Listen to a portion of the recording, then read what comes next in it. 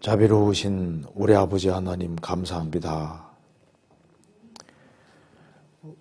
오늘도 살아계신 하나님 말씀을 통해서 또 여러 가지 궁금한 것들을 생각해 보려고 합니다. 주님께서 함께해 주시고 도와주시옵소서. 우리의 마음을 열어주시고 주의 말씀을 바르게 깨달아 알 수 있는 지혜를 주시고 또 말씀 가운데 살아갈 수 있도록 더욱 역사해 주옵소서. 이번 주간에 있는 모든 전도집회 가운데 함께해 주시고 도와주시옵소서. 오늘 모든 시종 함께해 주시고 도와주시기를 간절히 의지하오며 주 예수 그리스도 이름으로 기도하옵나이다. 아멘. 오늘 참 질문 좋은 것은 참 많은데 자, 이거 이제 질문한 사람들이 오면 좋은데 한번 생각을 좀 해봅시다. 여기 이제 첫 번째 질문 한번 읽어보겠습니다. 신앙생활 중 하나님을 경외하는 마음이 중요함을 느낍니다. 그런데 현대 사회에는 옛날과 달라서 경외의 기준이 너무 약해져 있다는 말씀을 종종 듣습니다. 시대적으로 그런 것이 사실이지만 우리 시대에 함께 사는 사람들 사이에서도 하나님을 경외하는 정도는 개인별로 차이가 있는 것 같습니다. 하나님을 경외하는 삶을 살아야겠다는 것은 알겠는데 잘 되지 않을 때 자책감의 괴로움을 느낍니다. 성경에서 말씀하시는 경외가 무엇인지 알고 싶고 또 경외하는 삶을 살 수 있는 방법을 알고 싶습니다 하는 질문입니다. 이게 참 좋은 질문이지 않습니까? 아주 좋은 질문이고 아주 중요한 질문이 아닐 수 없습니다. 이제 신앙생활을 중에 하나님을 경외하는 마음이 중요함을 느낍니다. 이건 중요한 정도가 아니라 아주 필수적입니다. 그래서 하나님을 경외하는 마음의 중요성은 아무리 강조해도 지나침이 없습니다. 지구상에서 가장 지혜롭다고 한 솔로몬은 전도서를 기록하고 제일 마지막에 일의 결국을 다 들었으니 하나님을 경외하고 그 명령을 지킬지어다. 이것이 사람의 본분이니라. 그러니까 전도서도 하나님을 경외하도록 하는 것이 인생의 본분이고 목적이라는 걸 알려주고 있습니다. 그래서 여호와를 경외하는 것은 가장 중요한 주제고 성경 신명기에도 이 성경을 기록한 목적은 여호와를 경외하도록 하기 위함이라고 했습니다. 그죠? 그러니까 여호와를 경외하는 것이 지혜와 지식의 근본입니다. 그래서 이게 신앙생활 중 하나님을 경외하는 마음이 중요하다는 걸 느낀다. 이를 느껴야 정상입니다. 정말 하나님을 잘 공경을 하고 하나님을 정말 경외하는 마음으로 살아야 되겠다. 그리고 하나님을 경외하는 것, 삶의 원동력이 가장 중요한 것이 됩니다. 물 한 그릇만 갖다 주시죠. 물 한 컵만 좀 더 갖다 주세요. 물 한 컵만.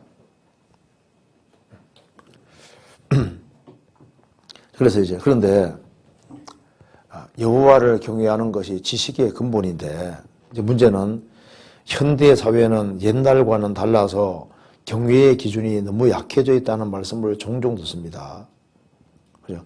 하나님을 경외하는 기준이 너무 약해져 있다고 느낀다. 그 사실이잖아요. 그 시대가 타락하고 사회가 타락할수록 하나님을 경외하는 자가 적어지고 또 그 기준도 점점 약화됩니다. 그래서 이제 지옥에 가는 사람들이 점점 더 많아지는 거예요.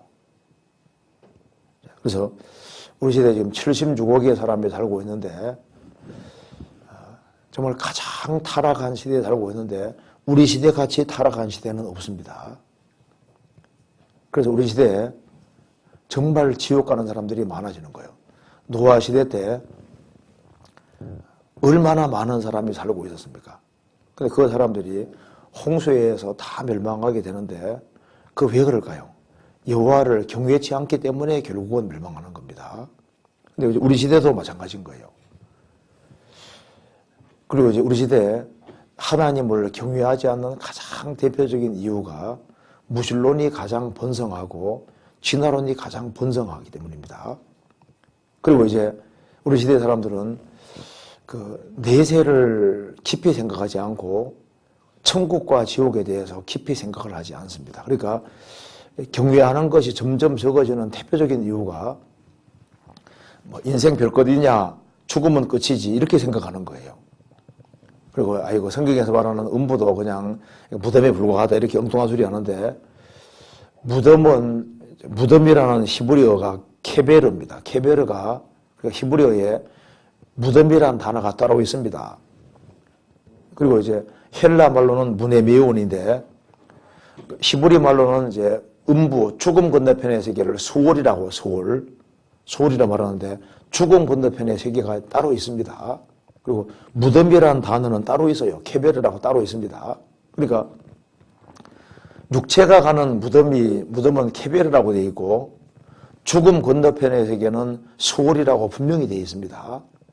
그리고 헬라 말로도 무덤은 무네미온 해서 무덤이라는 단어가 따로 있고, 그리고 구원받지 아니한 사람 영혼이 가는 것은 정확히 하데스라고 기록되어 있고, 그리고 영혼 육체가 같이 가는 것은 게헨나 불못이라고 정확히 기록되어 있습니다. 그러니까 이게 실제인 거예요, 실제. 그러니까 지옥이라는 것이 있다는 걸 정말 알면요 절대 막 살지 못합니다. 그리고 쉽게 자살을 할 수가 없습니다. 지옥이 있는데 어떻게 자살하겠어요? 어떻게 인생을 막 살 수 있겠습니까? 왜 하나님을 무시하고 사는 사람이 이렇게 많을까요? 왜냐하면 죽음으로 끝이라는 생각 때문에 그런 거예요. 우리 시대에 정말 죽음을 끝이라고 생각하는 사람들이 너무나도 많아졌습니다. 그리고 이제 교회 생활을 하는 사람 중에도 내세를 확실하게 안 믿는 사람 많습니다. 그렇잖아요. 그러니까 이제 여기 말한 대로 현대 사회는 옛날과 달라서 경외의 기준이 너무 약해져 있다는 말씀을 종종 듣습니다. 그렇죠. 경외하는 마음이 약해져 있다. 틀림없이 맞는 말이죠. 그리고 약해진 정도가 아니라 너무너무 심합니다. 그래서 이제 시대적으로 그런 것이 사실이지만, 맞죠? 시대적으로 그런 것이 사실입니다. 그리고 이제 우리가 봐요. 이제 학생이라면은 대학교 다니는 가운데 같이 얘기하다 보면요. 도대체 하나님을 경외하는 사람 찾기가 거의 어렵잖아요. 그리고 하나님에 대해서 과거에는 함부로 말은 안 했거든요. 그 하나님에 대해서 농담으로 사용하고 조롱 섞인 말로 사용하고, 우리가 예를 들어봐요. 이제 뭐 공자라든가 석가라든가 뭐 이런 사람들에 대해서, 또 성인이라든가 좀 이런 사람들에 대해서 보통 좋게 얘기하잖아요. 요즘 예수님에 대해서 막 함부로 얘기를 거 봐요. 완전 조롱의 대상으로 삼고. 그리고 지금 세상이 좀 너무 바뀐 거예요. 그래서 시대적으로 그런 것은 사실이지만 우리 시대에 함께 사는 사람들 사이에서 하나님을 경외하는 정도는 개인별로 차이가 있는 것 같습니다. 그렇죠. 하나님을 경외해도 차이가 있습니다. 성경에 아합 당시에 궁대 대신 오바다는 여호와를 크게 경외하는 자라. 크게 경외한다는 말은 경외에도 차이가 있다는 말이지 않습니까?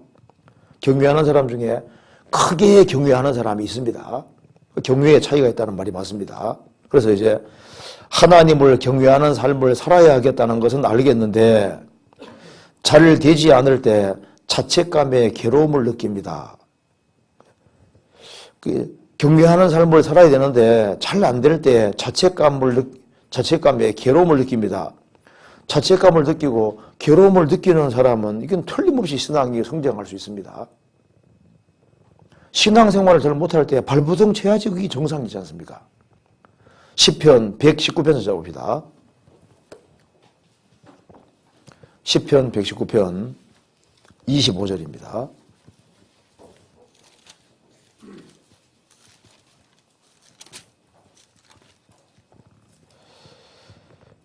내 영혼이 진토에 붙어 싸우니 주의 말씀대로 나를 소성케 하소서.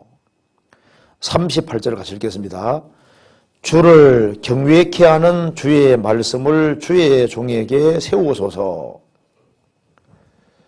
이 시편 기자는 주를 경외하는 삶을 살고 있었는데 어느 순간인가부터 영혼이 25절에 보면 내 영혼이 진토에 붙어 싸우니, 영혼이 진토에 붙었다는 것은 먼지에 붙었다. 먼지. 진토는 먼지입니다. 그러니까 하나님의 형상대로 존귀한 그 영혼을 가지고 있는 사람이, 영혼을 위해 지음받은 사람이 영원하신 하나님을 경외하고 하나님을 높이고 하나님 중심으로 생활을 살아야 되는데 어느 순간인가부터 영혼이 점점 하락해서 먼지에 붙었다. 그래, 지금 이 시편 기자가 지금 굉장히 속상해서 지금 하는 얘기입니다. 여기 말한 대로 하나님을 경외하는 삶을 살아야 되는데 잘 되지 않을 때 자책감과 자책감의 괴로움을 느낀다. 이래야지 맞는 거예요. 시편 기자도 내 영혼이 진토에 붙어 싸우니, 먼지에 붙어 싸우니. 그래서 별로 중요하지 않은 것 때문에 울고불고 하고, 별로 중요하지 않은 것 때문에 마음이 막 바뀌어지고, 별로 중요하지 않은 것 때문에 그 막 마음이 안타까워하고, 그래서 이 세상은 다 결국은 지나가는 거거든요. 어떤 분이 지갑을 잃어먹고 뭐 하루 종일, 그 돈 그래도 한 20만 원 정도밖에 안 들었는데, 이제 뭐 때문에 막 그것 때문에 막 너무너무 힘들어하고 하는 거예요. 근데 그거 없어도 살거든요. 그런데 그 20만 원 이 정도 때문에는 막 괴로워 힘들어하는데 신앙생활을 손해보는 것에 대해서는 막 아주 심각하게 괴로워하고 힘들어하지 않는다고 말입니다. 그럼 좀 약간 이상하잖아요. 그러니까 이제 시편 기자가 내 영혼이 진토 먼지에 붙어 싸우니 주의 말씀대로 나를 소성케 하소서.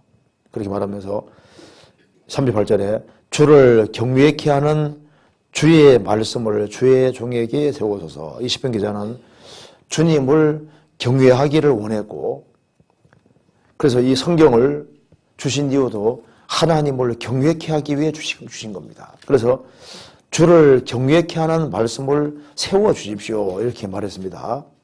성경은 성경서입니다. 시편 19편입니다. 19편 9절.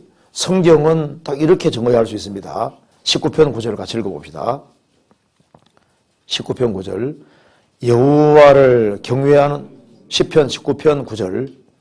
여호와를 경외하는 도는 정결하여 영원까지 이루고 여호와의 규례는 확실하여 다 의로우니. 여호와를 경외하는 도는 정결하여 영원까지 이루고, 성경은 한마디로 여호와를 경외하는 도입니다. 그래서 성경을 배우면 배울수록 하나님을 더 경외해야만 성경을 정상적으로 배우는 게 되는 거예요. 그렇죠? 네. 그 교회 생활은 하는데 하나님을 경외하지 않는 사람은 성경을 잘못 배우고 있는 게 되는 겁니다.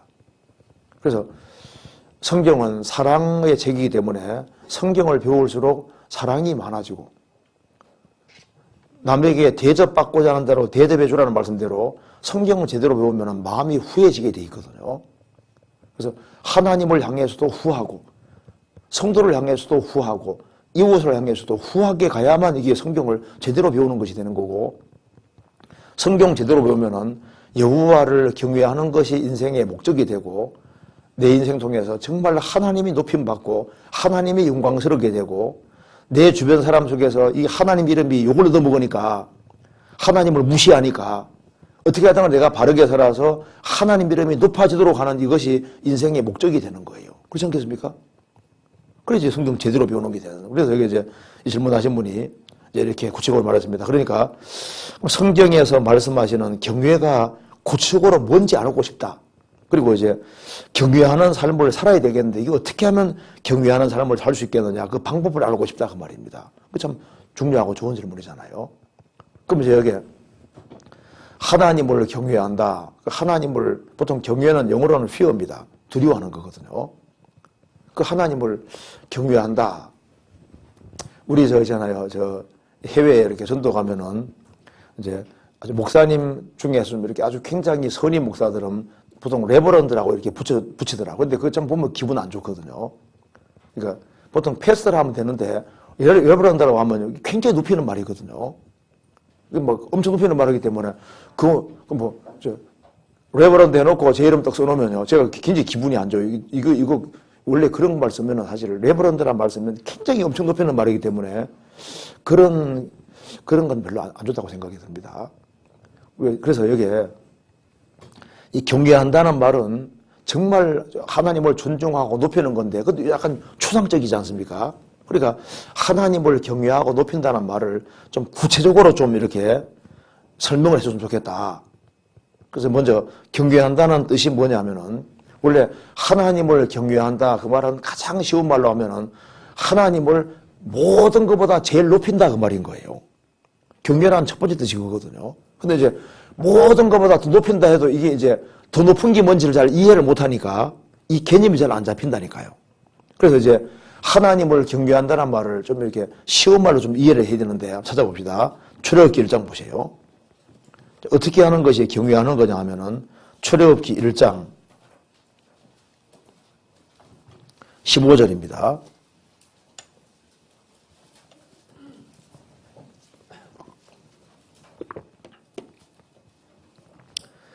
(15장 1절) 애굽 왕이 시보리 산파 십보라라는 자와 부하라는 자에게 일러 가로되, 너희는 시보리 여인을 위하여 조산할 때 살펴서 남자여든 죽이고 여자여든 그는 살게 두라. 그러나 산파들이 하나님을 두려워하여 애굽 왕의 명을 어기고 남자를 살린지라. 애굽 왕이 산파를 불러서 그들에게 이르되, 너희가 어찌 이같이 하여 남자를 살리느냐? 산파가 바로에게 대답하되, 히브리 여인은 애굽 여인과 같지 아니하고 건장하여 산파가 그들에게 이르기 전에 해산하였더이다 하매, 하나님이 그 산파들에게 은혜를 베푸시니라. 백성은 생육이 번성하고 심히 강대하여 하며, 산파는 같이 읽어보세요. 산파는 하나님을 경외하였으므로 하나님이 그들의 집을 왕성케 하신지라. 이걸 알려면 이 당시에 에집트 왕 하면은 이게 파라오입니다. 파라오는 거의 신적인 존재거든요. 그러니까 과거에는 뭐 우리나라처럼 이렇게 법에 따라 다스리는 그런 게보다도 왕의 말 한마디에 목숨이 왔다 갔다 하는 거예요. 그렇잖아요. 그렇게 무서운 존재거든요. 그러니까 그 바벨론 제국의 왕 말 한마디에 그냥 사람이 죽고 사는 거예요. 그래서 이제 여기 이제 바벨론 다음에 페르시아는 법에 따라 다스리거든. 법이 딱 세워지면 왕도 어떻게 할 수 없는 거예요. 그런데 이제 페르시아 같은 나라는 법에 따라서 통치가 됐거든요. 왕도 법을 따라야 되는 거니까. 그래서 병개치 못하는 페르시 율법이라 되지 않습니까? 그런데 바벨론 제국 당시에는 왕이 법인 거예요. 왕의 말이 법인 겁니다. 이 당시에도 에집트 왕이 저 죽여버리면 죽이는 거예요. 이런 아주 무시무시한 시대거든요. 근데 왕이 이제 딱 불러서 십보라와 부하 불러서 시브린입니다. 불러서 자, 산에 너희들이 이스라엘이 여인이 자식 낳을 때 남자애든 죽이라, 여자애든 살리라, 이렇게 망명이 떨어진 겁니다. 그런데 히브리 산파들이 하나님을 두려워해서 왕의 명을 17절에 어기고 살렸습니다. 그리고 이제 왕이 왜 안 죽였냐? 왜 살렸냐? 하니까 약간 절반 거짓말을 섞어 말했습니다. 우리가 달려가면 애기 벌써 나왔습니다. 이 말이 맞거든요. 이스라엘 여인들이요, 쉽게 자식을 낳았으니까 약간 이게 일리가 있는 말인 거예요. 그러니까 왕이 반은 거짓말인데 또 반은 맞는 말이거든요. 근데 하나님의 은혜로 이 여자를 살려줬다고 말입니다. 그런데 여기 보면 이제 하나님 말씀하시기를, 하나님이 그 산파들에게 은혜를 베푸니라. 백성은 은혜를 베푸니라 하고 21절에 산파는 하나님을 경외하였으므로 하나님이 그들의 집을 왕성케 하신지라. 여기 이제 경외란 말이 나오는데, 에집트 왕 얘기를 하면서 왕의 명을 어기는 걸 얘기를 하면서 경외했다고 되지 않습니까? 경외가 뭐냐면은 왕보다 하나님을 더 두려워하는 것을 가리켜서 경외한다 그렇게 표현하는 겁니다. 무슨 말이에요? 그러니까 경외라는 첫째 뜻이 뭐냐면은 경외란 말은 이게 높인다는 말인데 이 이집트 파라오 왕이 있으면은 이 파라오는 이집트란 나라에서 제일 높은 자지 않습니까? 제일 높은 자인데 이 왕보다 더 높일 때, 그러니까 최고로 높일 때 이걸 가리켜서 경외다 이렇게 말하는 경외. 그러니까 하나님을 경외하는 했을 때 제일 높일 때 이걸 경외한다 그렇게 말하는 거예요.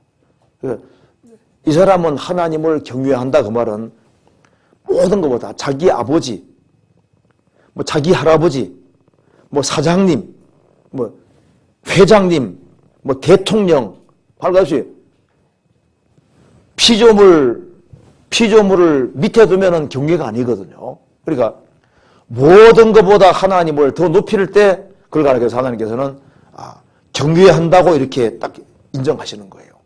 그래서 하나님 말씀했습니다. 말라기 시대 때, 야, 너희들이 나를 경외한다고 웃긴 소리 하지 말아라. 너희들이 행하는 이걸 한번 총독에게 갖다 줘봐라. 총독이 받겠냐? 너희들이 하는 것을 너희 아비에게 아버지라고 생각해도 이렇게는 안 할 거다. 너희들 나를 총독으로 생각해도 이 정도는 안 할 거다. 그러니까 그 말라기 시대 때 하나님 보실 때 이게 한심한 거예요. 그래서 내 이름을 멸시하는 제사장들아 이렇게 말하지 않습니까? 왜? 하나님을 경외하는 게 아니라 멸시한다 그 말입니다. 왜? 총독 정도로 생각 안 하는 거예요. 우리 시대에 사람들이 이제 구원을 받았다고 신앙생활은 한다고 하는데 문제는 하나님을 진짜 경외하는지가 이게 퀘션입니다. 의문입니다. 회사 출근은 그렇게 항상 정상적으로 착착하면서도 신앙생활을 하는 모습을 보면요, 참 주님이 안타까우리라고 생각합니다. 어쩌면 그렇게 신앙생활을 흐리멍텅하게 하는지 이게 이해가 안 되는 거예요. 그러니까 주님을 진짜 경외한다고 할 수 있을까? 이게 퀘션 마크거든요. 우리 이런 얘기 하지 않습니까? 이거 이제 우리 식구들은 저게 주일 말씀 듣고 또 수요일 날 다 같이 들으니 같이 들읍시다. 이렇게 말하면요. 이게 그냥 형식이 아니잖아요. 원래 다 나와서 들어야 되거든. 근데 이거 주일만 나오고 수요일 날 안 나오는 사람 보면 나는 좀 이해가 잘 안 되거든요. 그게 무슨 사정이 있어 물론 안 나올 수도 있지만은요. 야, 저런 정신 가지고 진짜 신앙생활을 한다고 할 수 있을까? 그렇잖아요. 그러니까 왕이 명령을 하면은요, 이게 어길 생각을 못 하지 않습니까? 그렇잖아요. 그럼 교회는 하나님의 집이거든요. 그죠? 교회는 하나님의 집이니까, 강아지 집에는 강아지가 살고, 왕궁에는 왕이 살고, 하나님의 집에는 하나님이 계신데, 내가 저희 가운데 가면 들이 역사한다고 하셨는데, 교회 안에서 주님이 이제 교회 안에 머리가 되셔서 이 교회 안에서 이제 일을 하고 계신데, 그러면은 교회 안에서 어떤 것이 세워지고 원칙이 세워지고 이렇게 세워지면요, 회사에서 또는 규칙이 있으면 규칙을 당연히 따라야 된다고 생각하는데, 교회 안에서는 기본적으로 필요해서 성도의 유익을 위해서 규칙이라는 게 세워졌으면은 그건 원래 당연히 해야 된다고 생각을 해야 되는데 당연히 해야 된다고 생각이 왜 안 들어가냐 그 말입니다. 그러니까 이제 여기 질문하신 분이 야, 이게 좀 많이 타락을 했다. 그 실감 난다 그 말입니다. 맞는 거예요. 문제가 좀 심각해진 겁니다. 그래서요, 성경입니다. 예레미야 35장 봅시다. 하나님이 안타까워서 이렇게 말씀했습니다. 예레미야 35장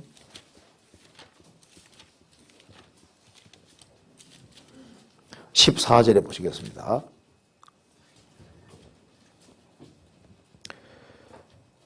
레갑의 아들 요나답이 그 자손에게 포도주를 마시지 말라 한 그 명령은 실행되도다. 그들은 그 선조의 명을 순종하여 오늘까지 마시지 아니하거늘 내가 너희에게 말하고 부지런히 말하여도 너희는 나를 듣지 아니하도다. 예후 당시에 예후의 오른팔 역할을 했던 요나답이 이제 정말 신앙생활을 열심히 한 사람이고 우상 척결에 앞장선 사람이고, 그 요나답은 하나님이 얼마나 무서운 분인지를 봤거든요. 왜? 이 우상 숭배하던 그 모든 사람들 전체를 하나님 예후 통해서 다 죽여버렸지 않습니까? 그러니까 여로보암 왕 그 집안 자체가 완전히 망해버렸는데 우상 숭배 때문에 망한 것을 보니까 막 충격을 크게 받은 거예요, 요나답이. 그래서 이제 자기가 죽기 전에 살아있을 때 자손들을 딱 불러놓고 유언을 남긴 겁니다. 너희들 절대 포도주 독주 마시지 말아라. 그리고 너희들 절대 농사 짓지 말고 텐트에 살고 양치는 생활하고 오로지 하늘 쳐다보고 살아라. 하늘 쳐다보고. 절대 땅에 마음 두지 말고 살아라고 이렇게 경고를 했거든요. 유언 남겼습니다. 그래서 이제 유언을 했는데 이제 세월이 지나서 이제 오랜 세월이 지나서 이제 하나님이 예레미야 보내서 레갑의 자손들을 불렀습니다. 그리고 포도주를 아주 강제로 마시게 하는데 안 마시는 거예요. 왜 안 마시냐? 우리 조상 요나답이 자손들에게 포도주를 마시지 말라 했기 때문에 우리는 못 마십니다 하는 거예요. 그래서 하나님께서 말씀했습니다. 야, 요나답은 사람인데 사람이 유언 남긴 그 유언도 이렇게 자손들이 대대로 지키는데 왜 내가 한 말은 이렇게 하나도 안 지키냐 그 말입니다. 그러니까 내가 조상만도 못하냐 이렇게 말하고 있는 거거든요. 그러니까 경계라는 건 뭐냐 하면은 부모보다 왕보다 어떤 것보다 하나님을 더 두려워하고 높이는 것이 경외하는 것이고, 그래서 하나님을 경외하고 높이는 사람은 순종은 자동으로 오게 돼 있는 거예요. 회사 회장님이 말씀했다. 그러면 뭐 시키는 대로 하잖아요. 왜? 그게 뭐 밥줄이 걸려 있고 그잖아요. 어떤 회사 사원이 일이 되어 있습니다. 사장님이 보고 계신다. 열심히 하라고 말입니다. 회장님이 보고 계신다. 만왕의 왕 대신 주님이 보고 있잖아요. 그러니까 이제 이거 보면 참 우리가 참 안타까운 것이, 이게 하나님을 경외한다는 이거 자체에 대해서 우리가 좀 심각하게 생각을 해야 된다는 것을 알 수가 있는 겁니다. 경외. 그리고 이제 경외한다는 말을 조금 더 생각을 해봅시다. 경외한다는 것은 모든 것보다 주님을 더 사랑하는 것을 가리켜서 경외한다고 말하는 거예요. 경외의 첫 번째는 모든 것보다 하나님을 내 인생에서 최고 높은 분은 누구냐? 예수. 최고 높은 분은 하나님. 이제 이렇게 하면 이게 이제 경외. 그래서 행동은 잘 안 옮기더라도 정신은 그렇게 돼 있어야 되거든요. 그렇지 않습니까? 그리고 두 번째로 경외하는 것은 창세기 22장 봅시다. 어떻게 하는 것이 경외하는 것인지 봅시다. 창세기 22장.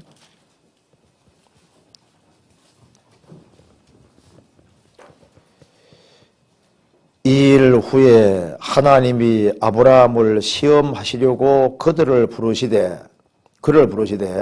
아브라함아 하시니 그가 가로되 내가 여기 있나이다. 여호와께서 가라사대 내 아들을 내 사랑하는 독자 이삭을 데리고 모리아 땅으로 가서 내가 네게 지시하는 한 산 거기서 그를 번제로 드리라. 100세에 낳은 아들을 번제로 드리라고 했습니다. 그래서 이제 아브라함은 이삭을 데리고 모리아 산에 가서 직접 단을 쌓고 이삭을 묻고 죽이려고 합니다. 11절 여호와의 사자가 하늘에서부터 그를 불러 가라사대 아브라함 아브라함아 하시는지라. 아브라함 가로되 내가 여기 있나이다 하매 사자가 가라사대 그 아이에게 내 손을 대지 말라. 아무 일도 그에게 하지 말라. 내가 네 아들을 내 독자라도 내게 아끼지 아니하였으니 내가 이제야 내가 하나님을 경외하는 줄을 아노라. 그러니까 여기 이제 아브라함이 이삭 바치는 걸 얘기하면서 이제야 너가 나를 경외하는 줄 아노라. 그러니까 여기 이제 창세기 22장에 이삭 22장에 사랑이란 말이 들어있으면서 100세에 낳은 이삭, 정말 100세 이삭을 낳았으니까 얼마나 사랑스럽겠어요. 그런데 그 사랑하는 이삭을 하나님 바치라고 하니까 탁 바쳤습니다. 그랬을 때 야, 이제야 너가 나를 경외하는 줄 알겠다. 이게 무슨 말입니까?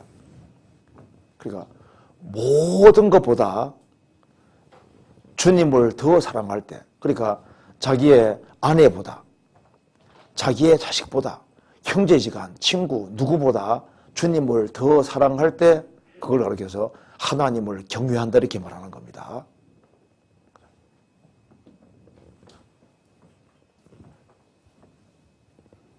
그러니까 하나님을 경외하라 그 말은 모든 것보다 하나님을 더 사랑하는 것이 이거 구원받아야지 이게 이해가 되는 거예요. 그렇죠? 예수님이 요한복음 21장에서도 베드로 사도에게 말했습니다. 내가 이 사람들보다 나를 더 사랑하느냐? 물으잖아요. 주여 그러하외다 내가 주를 사랑하는 줄을 주께서 아시나이다. 그래서 이 사람들보다 주님을 더 사랑하는, 모든 것보다 주님을 더 사랑할 때 하나님께서 너는 나를 경외한다 이렇게 보시는 거예요. 그래서 성경에 말씀하시죠. 이 세상이나 세상에 있는 것들을 사랑치 말라. 누구든지 이 세상을 사랑하면 아버지 사랑이 그 속에 있지 아니하니, 이 세상이나 세상에 있는 것들을 더 사랑하면은 하나님을 경외하는 것이 아닌 게 되지 않습니까? 그래서 하나님을 경외한다는 것은 모든 것보다 하나님을 더 사랑하고 그 사랑에서 밀리면 안 됩니다. 그러니까 주님을 사랑하는 사랑에서 이게 밀리면은 신앙생활 하는데 힘들어집니다. 그런데 모든 것보다 주님을 더 사랑하는 마음을 가지고 살아가면은 아무런 문제가 안 생기는 거예요. 어머니는 자식을 사랑하니까 자식을 위해서 온갖 수고를 해도 그게 당연하게 생각이 들게 돼 있습니다. 왜? 사랑하니까. 주님을 사랑하는 마음을 가지고 행하는 한에는 생활을 살아가면서 힘들지 않아요. 왜? 사랑은 원래 수고가 따르게 돼 있으니까. 사랑이 수고입니다. 바울 사도가 이제 3차에 걸쳐 전도 여행을 하면서 얼마나 고생을 많이 했습니까?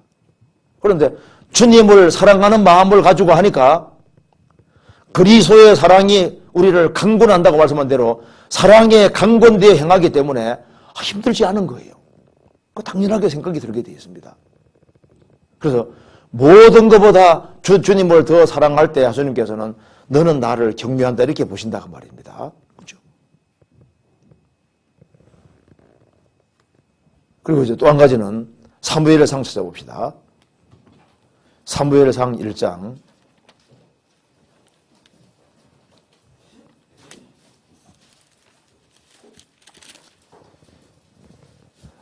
사무엘상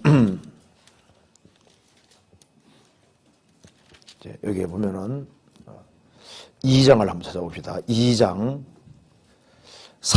여기 2장 29절 봅시다. 너희는 어찌하여 내가 나의 처소에서 명한 나의 제물과 예물을 밟으며 내 아들들을 나보다 더 중히 여겨 내 백성 이스라엘에 드리는 가장 좋은 것으로 스스로 살찌게 하느냐. 그러므로 이스라엘의 하나님 나 여호와가 말하노라. 내가 전에 내 집과 내 조상의 집이 내 앞에 영영히 행하리라 하였으나 이제 나 여호와가 말하노니 결단코 그렇게 아니하리라. 나를 존중히 여기는 자를 내가 존중히 여기고 나를 멸시하는 자를 내가 경멸히 여기리라. 여기 보면은 엘리 제사장을 책망하시면서 말했습니다. 내가 너의 아들들을 나보다 더 뭐라고요? 중히 여겨. 그러니까 이제 어떻게 하는 것이 경외하는 거냐면 자식보다 하나님을 더 존중히 여기고 더 중히 여기는 겁니다. 아주 귀중히 여기는 거예요. 귀중히. 그래서 여기 말씀하기를 3절에 내가 전에 내 집과 내 조상의 집이 내 앞에 영영히 행하리라 해서나 이제 나 여호와가 말하노니 결단코 그렇지 아니하리라. 나를 존중히 여기는 자를 내가 존중히 여기고 나를 멸시하는 자를 내가 경멸히 여기라. 그러니까 주님을 모든 것보다 더 존중히 여기는 이것이 바로 주님을 경외하는 것이 되는데, 그럼 존중히 여긴다는 게 뭐냐 하면은 먼저가 하나님께로 될 때 이게 존중이고 경외하는 거예요. 그래서 이제 집안에 할아버지가 있을 때 식사 드릴 때도 먼저 할아버지 먼저, 어른 먼저잖아요. 그게 어른을 존중한다는 증거고, 그리고 높인다는 증거지 않습니까? 근데 엘리야자 여상은 불량자라고 하면서 16절에 보시겠습니다. 그 사람이 이르기를 반드시 먼저 기름을 태운 후에 내 마음이 원하는 대로 취하라 하면 그가 말하기를 아니라 지금 내게 내라. 그렇지 않으면 내가 억지로 빼앗으리라 하였으니, 그러니까 하나님께 먼저 드려야 될 제물을 갈기로 탁 채가지고 먼저 가지고 가는 거 봐요. 그러니까 이게 이제 경외하는 건 뭐냐면은 자식보다 더 하나님을 중히 여기고 하나님을 존중히 여기는 건데, 존중이라는 것은 하나님 우선주의로 살아가는 것이 존중하는 거다, 공경하는 거다, 경외하는 거다. 그래서 먼저는 항상 하나님 될 때 그걸 가리켜서 경외한다 그 말입니다. 또한 경외한다는 또 한 가지 의미 봅시다. 잠언 8장 보시겠습니다. 잠언 8장 13절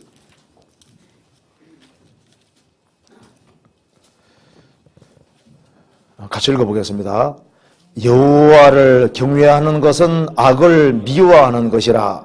나는 교만과 거만과 악한 행실과 패역한 입을 미워하느니라. 그래서 여호와를 경외하는 것이 도대체 뭐냐? 답은 악을 미워하는 것이다. 그러니까 악을 미워하는 것이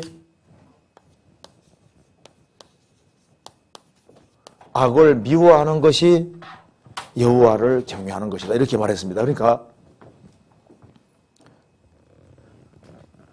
교만하면은 하나님을 경외하는 것이 아닌 겁니다. 그 사람이 교만해지면 그 하나님을 경외하는 사람이 아닌 거예요. 그러니까 겸손하지 아니하면은 하나님을 경외하는 것이 아니지 않습니까? 그리고 거만한 사람, 거만한 것은 그건 경외하는 게 아닙니다. 그리고 악한 행실, 막 그리스도인이라고 하면서도 뒤에서 막 간음죄 짓고 그리스도인이라 하면서도 막 행동을 함부로 하고 막 싸우고, 그리고 패역한 입을 미워하니라. 그리스도인이라 말하면서도 말을 막 함부로 하고, 그게 하나님이 얼마나 두렵고 무서운지 모르기 때문에 그렇게 하는 얘기인 거예요. 그렇잖아요. 그래서 여호와를 경외하는 것은 악을 미워하는 것이다. 그래서 여호와를 경외하는 것이라는 말이 이게 추상적으로 보이지만 조금 구체적인 사건을 갖다 놓고 보면은 경외하는 것이 뭔지를 알 수 있잖아요. 그래서 요셉이 보디발의 아내가 그렇게 동침을 하고 이렇게 했지만은 내가 어떻게 하나님께 덕죄하리까? 악을 탁 뿌리쳤을 때 그게 하나님을 경외하는 것이었던 겁니다. 그죠? 그래서 먹든지 마시든지 무엇을 하든지 다 하나님의 영광을 위해, 하나님 영광을 위해 하는 것이 그게 이제 하나님을 경외하는 것이 됩니다. 그래서 우리 역사 속에서 음악가로서 하나님께 쓰임받은 대표적인 사람 중에 하나가 바하입니다. 바흐. 그 바울은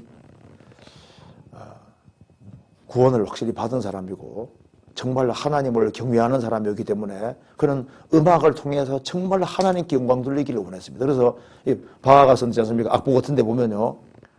항상 나오는 것이 예수님의 도움으로 오직 하나님께 영광이 주님께서 있다는 말을 계속 쓰고 있으면서 자기가 찾고 가는 목적이 바로 하나님이라는 것을 말하고 있습니다. 그리고 하나님을 경외한다는 표현이 뭐냐 하면은 성경에서 봅시다. 잠언 3장. 잠언 3장.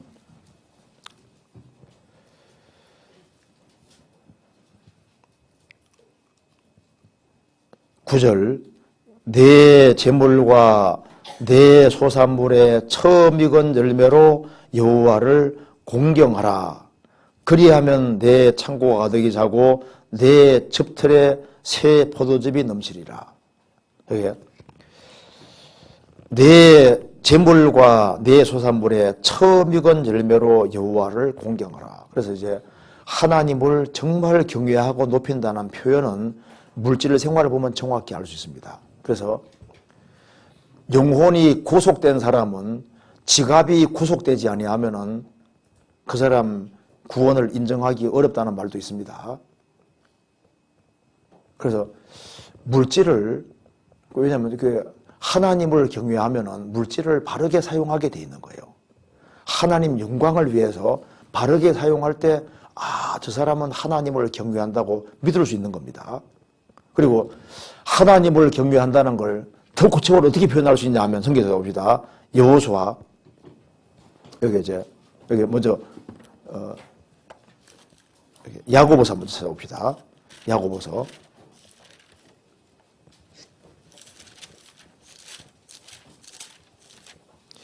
야고보서 2장 보시겠습니다.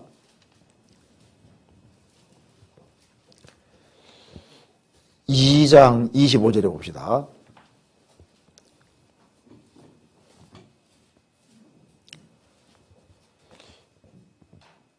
또 이와 같이 기생 라합이 사자를 접대하여 다른 길로 나가게 할 때 행함으로 의롭다 하심을 받은 것이 아니냐.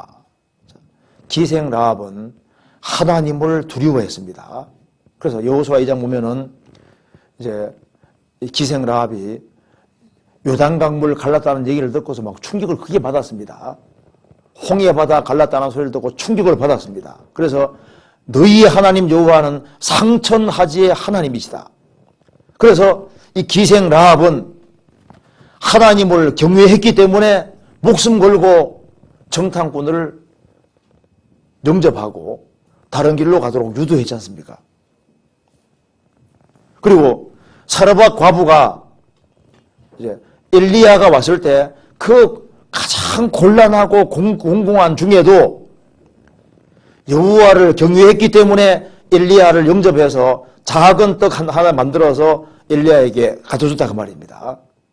그게 성도를 접대하고 성도를 받아주고 성도를 선대하는 것이 뭐냐? 그것이 여호와를 경외하는 외적인 표현인 거예요.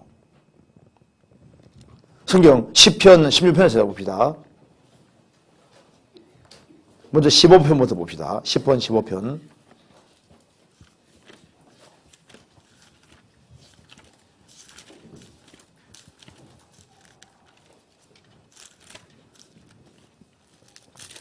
이게 15편에 보면 이름을 나와 있죠. 4절에 그 눈은 망령된 자를 멸시하며 여호와를 두려워하는 자를 어떻게 한다고요? 존대하며. 그러니까 여호와를 두려워하는 사람, 하나님을 공경하고 두려워하는 사람을 아주 귀하게 여기고 그 대접을 하는 이것이 그게 하나님을 경외한다는 표현인 겁니다. 시편 16편 2절 3절 같이 읽어봅시다. 내가 여호와께 아뢰되 주는 나의 주시오니 주밖에는 나의 복이 없다 하였나이다. 땅에 있는 성도는 존귀한 자니 나의 모든 즐거움이 저희에게 도다. 주님을 나의 유일한 복으로 여기는 사람은 땅에 있는 성도를 존귀하게 여기고 나의 모든 즐거움이 저에게도다. 그래서 성도를 선대하고 성도를 굳건하게 세우고 성도가 잘 되기를 바라고 교회가 잘 되기를 바라고, 그래서 넘어져가는 사람 보면 안타까워하고 어떻게든 세워주려고 하는 이 모든 것들이 여호와를 경외하는 겁니다. 그래서 욥은 하나님을 경외하였으므로 악에서 떠난 자라. 그래서 하나님을 경외하는 거하고 악과 구별되는 것이 연결되어 있는 겁니다. 그래서 경외는 이만큼 중요한 것인데, 그러면 어떻게 하면은 하나님을 경외하며 살 수 있느냐? 우리 시대에 참 이게 어려운 겁니다. 그래서 어떻게 하면 이것이 되느냐? 답은 아주 간단해요. 우리 시대에 진짜 하나님을 경외하며 사는 것을 배우기 위해서는 개인주의는 안 됩니다. 그러니까 모이기를 싫어하고 단독을 있기 좋아하고 홀로 있기 좋아하고 어울리기를 싫어하는 사람, 그 사람 틀림없이 사고방식이 세상적으로 물들기가 아주 쉬워요. 그래서 여호와를 경외하기 위해서는 우리가 먼저 여호와를 경외하는 사람하고 동무가 되어야 됩니다. 성경에서 봅시다. 시편 119편 보시겠습니다.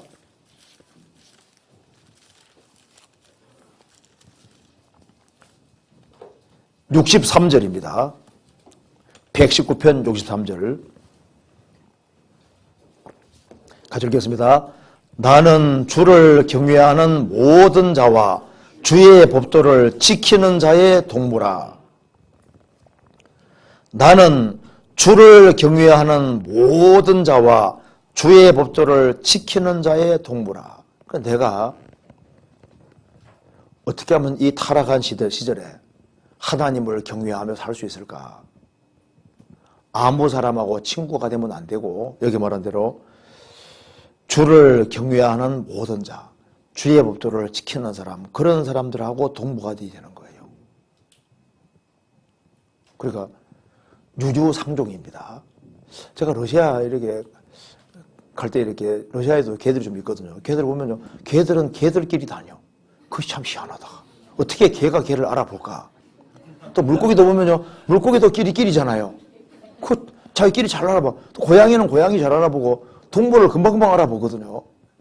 다 끼리끼리 유유상종인데, 우리 시대 신앙생활을 잘하기 위해서는 개인주의, 홀로 있는 거, 이거 깨야 됩니다. 그래서 공동체 정신이 없이는 이 신앙생활에서 금방 세상으로 가기 쉽습니다. 성경 시브리서 10장 보시겠습니다.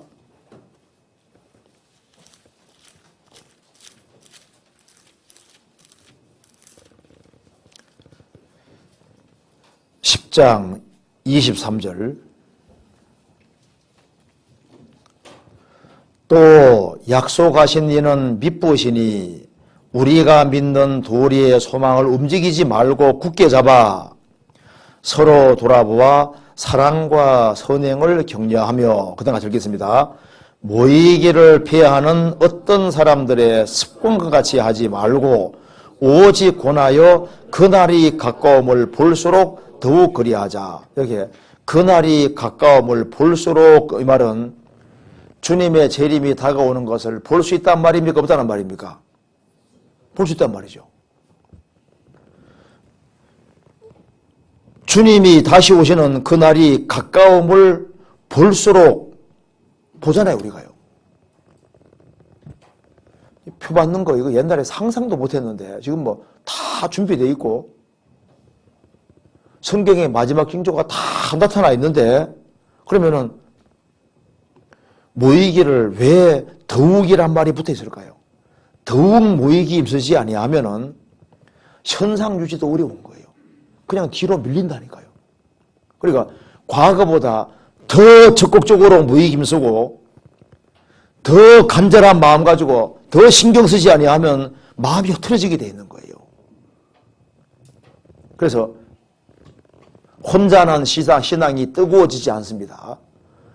여호와를 경외하기 위해서는 여호와를 경외하는 사람들하고 동무가 되어야 되고, 신앙생활 잘하는 사람하고 같이 어울려 다녀야 되는 거예요. 그런데 신앙생활 잘하는 사람하고 어울리는 것처럼 말해도 적당한 선에서만 어울리고 마음을 들이지 않는 사람도 있을 수 있거든요. 그렇잖아요. 그러니까 결국은 공동체 안에 있다고 생각하는데 홀로입니다. 나중에 문제 생기면요, 그 사람 그럼 쓰러지거든요. 같이 신앙생활 잘하는 것처럼 보였는데 마음과 생각 모든 것이 일치되는 줄 알았는데 보니까 아닌 거예요. 성경 전도서 4장 보시겠습니다.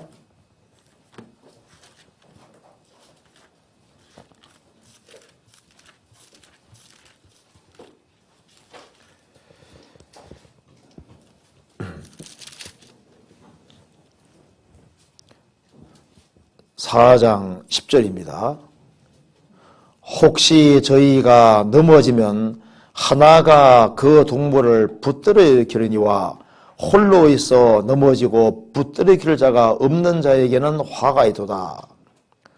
두 사람이 함께 누우면 따뜻하거니와 한 사람이면 어찌 따뜻하랴. 한 사람이면 패하겠거니와 두 사람이면 능기당하나니 삼겹줄은 쉽게 끊어지지 아니하느니라. 두 사람이 함께 있으면입니까? 누우면입니까? 누우면 따뜻하거니와. 혼자는 신앙적으로 따뜻해지기 어렵습니다. 두 사람이 함께 누우면 이거는 같이 앉아있는 정도가 아니지 않습니까? 완전히 운명과 고락을 함께 하는 거예요. 충분한 시간을 내고 운명과 고락을 함께하는 그럴 때 같이 영혼이 뜨거워지고, 그리고 그 요한 웨슬레 당시에 요한 웨슬레하고 휘트필드가 친구지 않습니까? 그래 홀리 컬러로 만들어서 정말 젊은 시절에 신앙생활 잘 해보려고 했던 겁니다. 그리고 미리미리 준비했고, 그래서 하나님께서 그들을 구원시켜서 귀하게 사용했지 않습니까? 혼자는 안 되고 무리 지으면은 같이 신앙생활하면 같이 격려할 수 있게 됩니다. 그래서 우리 말세가 되면 될수록 교회의 중요성을 깨닫고 같이 모이고 힘쓰고 같이 성경 배우고, 그래서 우리 개인의 힘으로는 신앙생활이 안 되기 때문에 구원받은 무리 가운데 주님이 무리로 계시고 필요한 걸 공급해 주시고 주님의 도우심을 입으니까, 그러니까 자연스럽게 신앙생활을 할 수 있게 되는 겁니다. 그래서 로마서 7장 8장 넘어가면요, 그리스도 예수 안에는 결코 정죄함이 없다고 하면서 그리스도 예수 안에는 생명의 성령의 법이 있다고 했습니다. 생명의 성령의 힘이거든요. 그러니까 교회 안에는 생명의 성령의 힘이 작용하기 때문에 구원받은 무리 가운데 적극적으로 연결돼서 신실한 사람들끼리 같이 교제하고, 그렇게 하면요 자기도 모르게 신앙적인 힘이 딱 생겨서 세상에 딸려가지 아니하고 신앙생활을 잘할 수 있게 되는 거니까. 그러니까 이제 이게 좀 중요한 문제지 않습니까? 그래서 어떻게 격려할 수 있을까? 뭐 길은 복잡하지 않습니다. 문제는 우리 시대에 그 모임을 하는 거 보면요, 이거 참 걱정스러워요. 그냥 뭐 주일만 다니면 신앙생활 하는 거지 이렇게 생각하면요, 그런 사고방식을 뜯어고쳐야 되는데 그 왜 뜯어고치지 못할까? 그게 이제 하나님을 경외하는 것이 뭔지를 모르면은요 항상 적당한 선에 살게 된다니까요. 그 다음 질문 보시겠습니다. 천전왕국에 대한 질문인데 한번 제가 읽어보겠습니다. 어떤 다른 교회의 말씀 중에 천전왕국은 상징일 뿐 실제로 이루어지는 것이 아니라고 하는 사람들도 있다는 것을 들었습니다. 그 내용을 생각하다 보니 진짜 천왕국이 없는 것인가 하는 생각이 들기도 했습니다.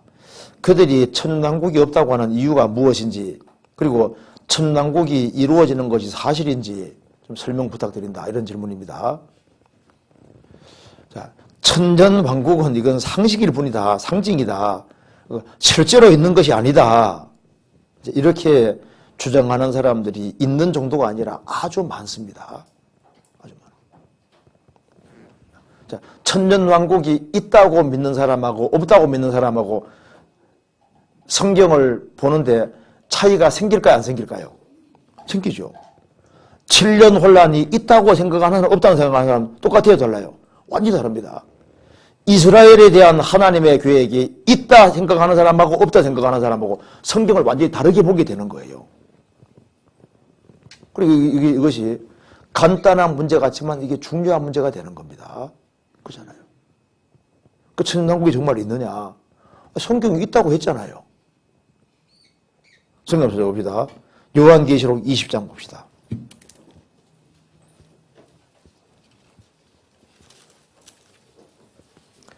요한계시록 20장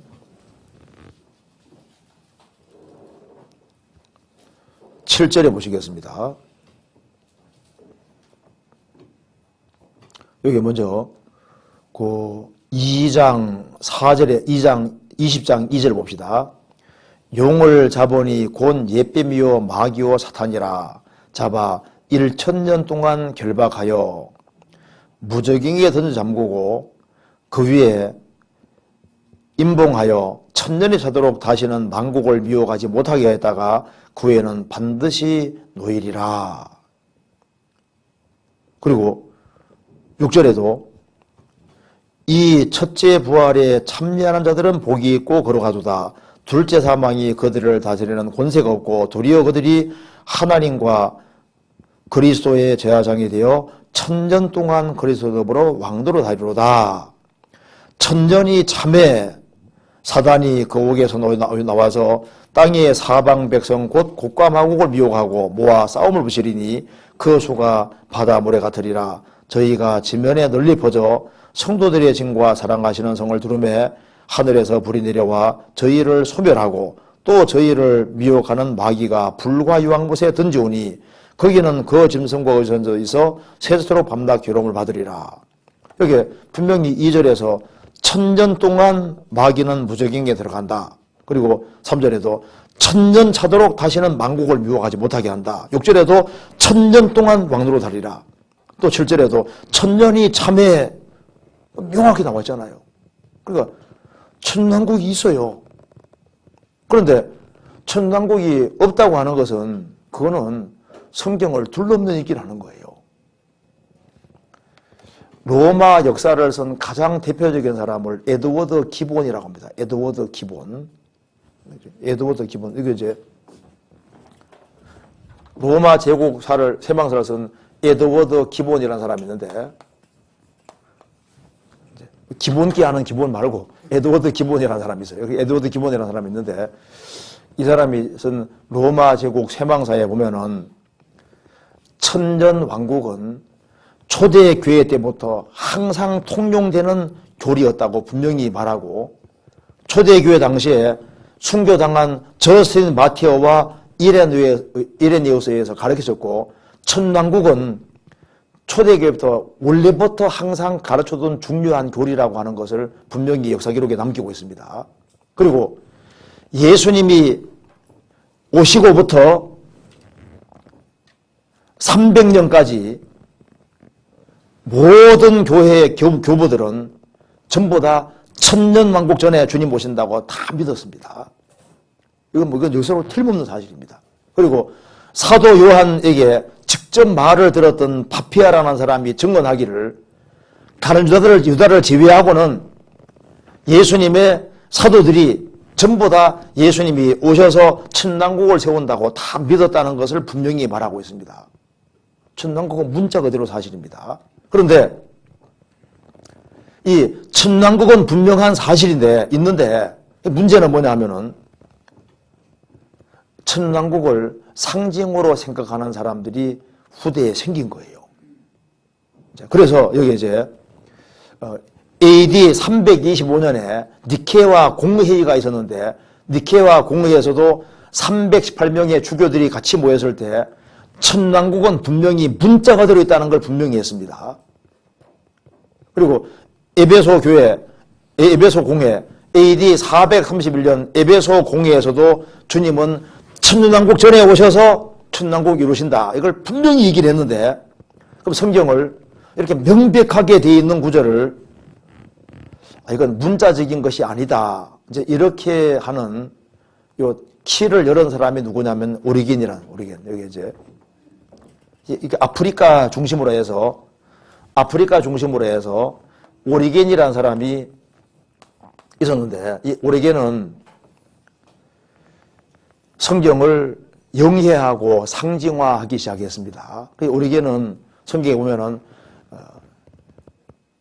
날 때부터 고자된 사람도 있고 사람이 만든 고자도 있고 천국을 위해 스스로 고자된 자도 있다고 나와 있지 않습니까? 그래서 바울 사도 같은 경우는 천국을 위해 스스로 고자가 된 사람입니다. 결혼하지 않고. 그런데 이걸 천국을 위해 고자된 자가 있다고 하니까 거세를 실제로 한 사람입니다. 근데 나중에 이게 아시는 엉뚱한 소리 많이 했어요. 결국은 궁극적으로 지옥은 없고 궁극적으로 사람은 다 구원된다 얘기하고 엉뚱한 소리 많이 했거든요. 근데 이제 이 오리겐이 성경을 이제 영해하기 시작하고 비유와 상징으로 풀기 시작하고 오리겐의 영향을 받은 사람이 암브로시스가 영향을 받았고 요 영향을 누가 받았냐면은 어거스틴이 받았습니다. 어거스틴이 아우구스티누스입니다.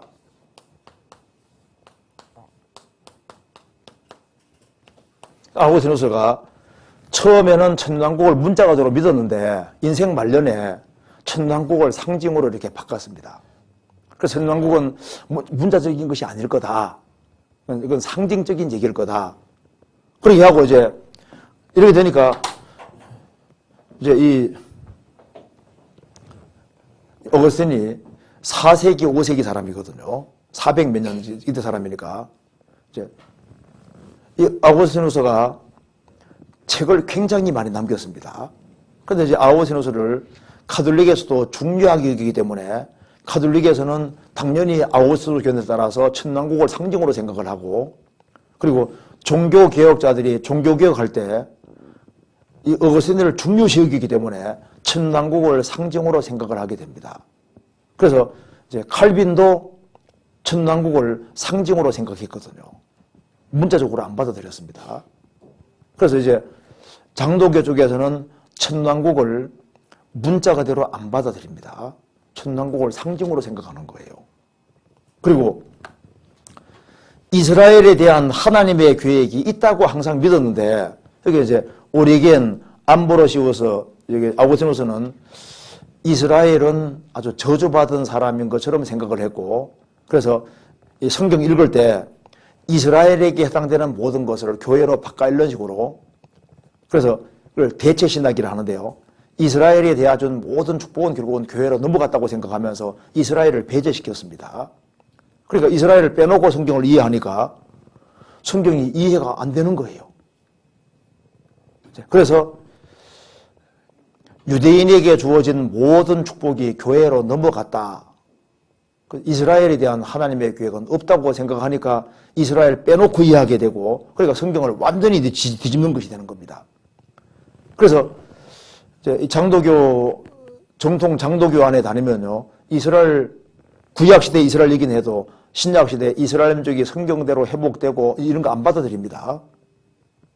그러니까 예수님 다시 온다는 말은 해도 종말에 대해서 구체적으로 얘기를 할 수가 없는 거예요. 왜냐하면 이스라엘 빼놓고 이해하니까 이스라엘이 성경대로 회복됐고 7년 혼란 통과하고 천왕국 들어가고 이걸 문자 그대로 받아들일 수 없게 돼 있는 거예요.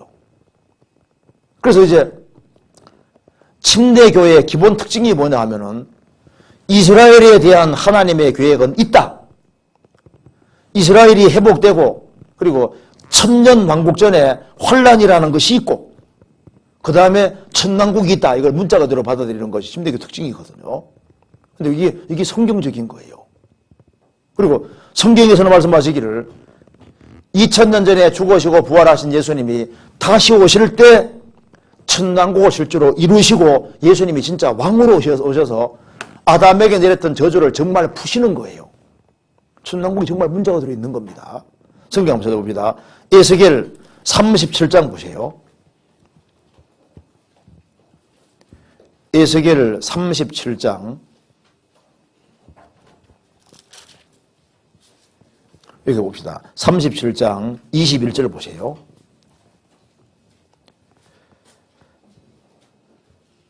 그들에게 이르기를 주 여호와의 말씀에 내가 이스라엘 자손을 그 간바 일국에서 취하며 그 사면에서 모아서 그 고토로 돌아가게 하고 돌아갔잖아요. 이건 이루어졌죠.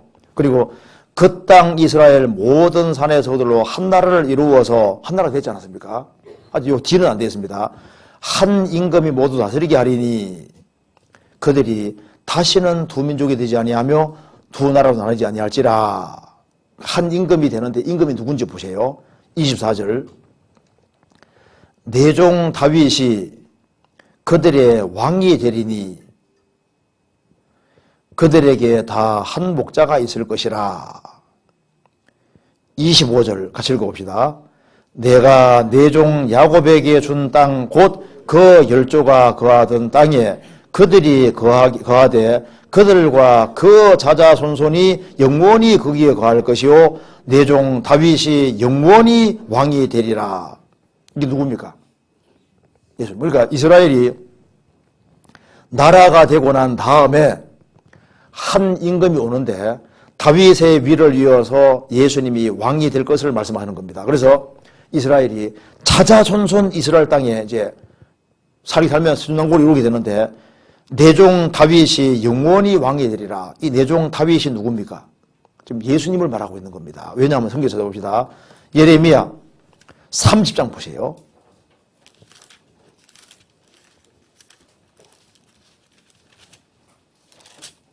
30장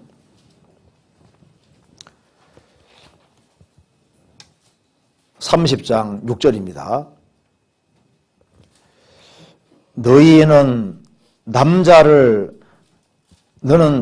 자식을 해산하는 남자가 있는가 물어보라. 남자마다 해산하는 여인같이 손으로 각기 허리를 짚고 그 얼굴 빛은 빛이 창백하여 보이면 어찌미뇨. 슬프다 그날이여. 비할 데 없이 크니 이는 야곱의 혼란 때가 되미로다마는 그가 이에서 구하의냄을 얻으리로다. 만군의 여호와가 말하노라. 그날에 내가 내 목에서 그 멍에를 꺾어버리며 내 줄을 끊으리니 이방인이 다시는 너를 부리지 못할 것이며 너희는 너희 하나님 나 여호와를 섬기며 내가 너희를 위하여 일으킬 너희 왕 다윗을 섬기리라. 그리고 이렇게 되죠. 순서를 보면 이렇게 됩니다. 이제 이스라엘이 이렇게 됩니다. 이스라엘이 일단 고토로 돌아와서 한 나라가 되고 그 다음에 나라가 되고 난 이후에 예수님이 이제 임금이 되시는데 나라가 되는데 나라가 되고 큰 혼란이 벌어지는데 남자가 해산하는 그런 일이 있냐 없지 않느냐. 그래서 슬프다 그날이여 비할 데 없이 크니 이는 야곱의 혼란 때가 되미로도 하는. 그래서 여기에 7년 혼란이 바로 야곱의 혼란 때인데 그래서 예수님 말씀했습니다. 창세로부터 이런 혼란이 없었고 후에도 없으리라. 전무후무한 혼란이 벌어진다고 말입니다. 그래서 비할 데 없이 큰데 이스라엘 민족은 혼란을 통과해서 이제 천년 왕국에 들어가게 되고 이 천년 왕국에 들어갈 때 예수님이 다윗의 위를 이어서 예수님이 진짜 임금이 된다고 말입니다. 그래서 이제 우리는 어디까지 봤냐면 이스라엘이 고토에 돌아가서 한 나라가 되는 걸 봤고 나라가 된 지 70년입니다. 지금 벌써 70년이 됐고 이제 이스라엘 민족은 비할 데 없는 혼란을 당하게 되는데 이 7년 혼란입니다. 당하고 이제 이 혼란을 통과하고서 여기에서 이제 완전히 건진받아서 압제를 완전히 벗어나서 천왕국에 들어가게 될 때 이때 예수님이 진짜 임금이 되는 거예요. 그래서 이제 이 말씀이 이루어집니다. 성경에서 봅시다. 이사야 9장 보시겠습니다.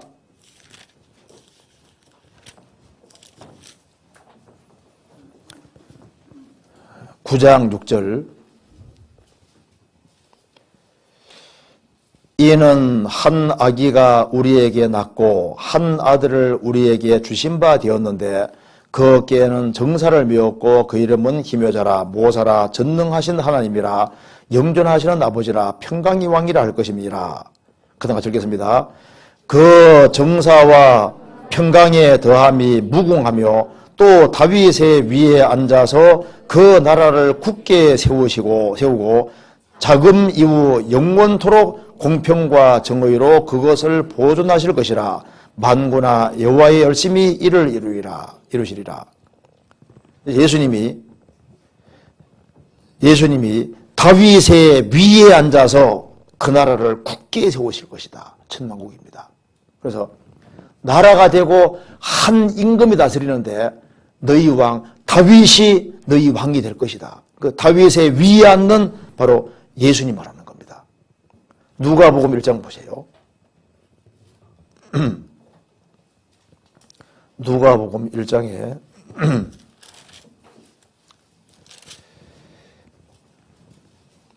32절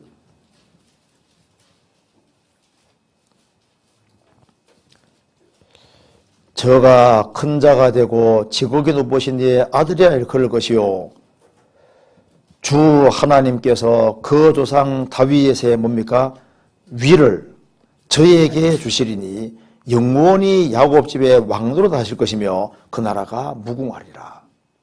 그래서 다윗의 위를 잇는 분이 바로 예수님인데 예수님이 이제 천남국 동안 왕노릇 하실 때 그때 아담에게 내렸던 저주를 완전히 푸시니까 짐승들이 전부 다 풀을 먹고 뱀에게 독도 없고 이런 일이 실제로 벌어지는데 여기에 점점 다가오고 있는 겁니다. 이사야 11장 한 군데 더 봅시다. 이사야 11장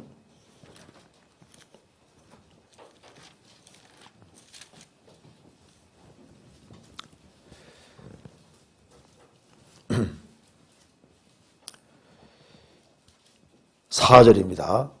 4절에 공의로 빈비반 자를 심판하며 정직으로 세상의 겸손한 자를 판단할 것이며 그 입의 막대기로 세상을 치며 입술의 기운으로 악인을 죽일 것이며 데살로니가 후서 2장에서도 예수님이 입의 기운으로 악인을 죽인다고 되어 있잖아요. 예수 지상재림입니다. 그러면서 예수님이 지상재림 하셔서 6절 이하가 벌어지는 겁니다.